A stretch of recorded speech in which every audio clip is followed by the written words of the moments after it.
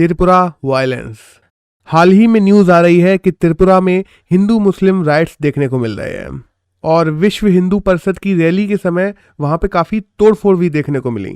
साथ ही साथ कुछ मस्जिदों को भी जला दिया गया है। बट इन सब राइट्स के पीछे की वजह क्या है, वही हम इस वीडियो में डिस्कस करेंगे।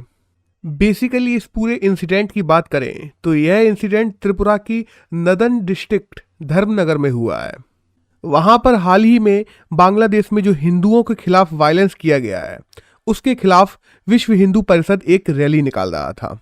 इसी रैली के दौरान कई मीडिया रिपोर्ट्स का यह कहना है कि वहां पे कई शॉप्स और मस्जिद को भी वेंटिलाइज कर दिया गया।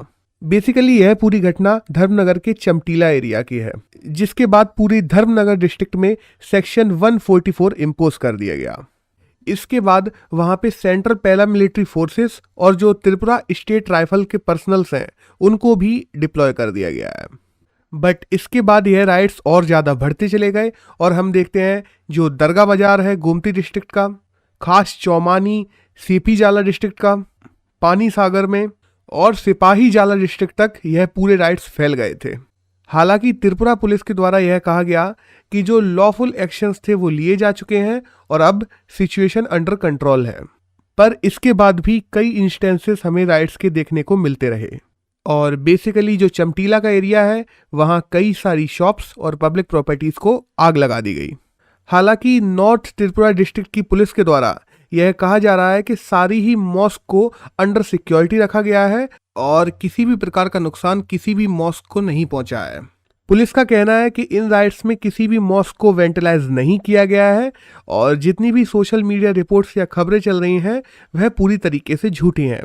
पर कई मीडिया रिपोर्ट्स में निकल के यह सामने आया है कि ऐसा हुआ है। साथ ही साथ अपोजिशन पार्टी जो कि कम्युनिस्ट पार्टी ऑफ इंडिया है, जो कि हम देखते हैं त्रिपुरा में कई सालों तक पावर में बनी रही है, उनका कहना यह है कि जितने भी शॉप ऑनर्स की दुकानें जलाई गई हैं सरकार को उन्हें कंपनसेशन देना चाहिए और कम्युनल हार्मनी को फिर से स्थापित करना चाहिए। हालांकि वहीं हम देखते हैं कि बीजेपी ने यह कहा है कि वह 5 मेंबर की एक कमेटी बनाएगी जो इस पूरे इंसिडेंट की जांच करेगी। बट यहां क्वेश्चन ये उठ के आता है कि यह कमेटी सरकार के द्वारा बनाई जानी चाहिए, ना कि किसी पॉलिटिकल पार्टी के द्वारा, जिसको लेकर त्रिपुरा सरकार की तरफ से अभी तक कोई आधिकारिक घोषणा नहीं हुई है। हालांकि पहले तो त्रिपुरा पुलिस के द्वारा किसी भी प्रकार की मस्जिद की जलने की रिपोर्ट को साफ नकार दिया गया था।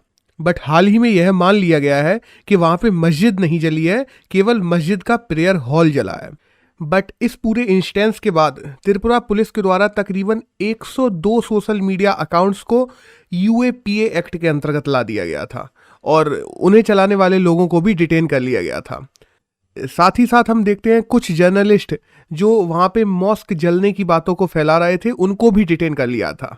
बट हाल ही में सुप्रीम कोर्ट के द्वारा इन जर्नलिस्ट को भी और यूएपीए के तहत भी जिन लोगों को डिटेन किया गया था उनमें भी काफी लोगों को रिलीफ दी गई है और कहा गया है कि यूएपीए का त्रिपुरा में गलत इस्तेमाल किया गया है।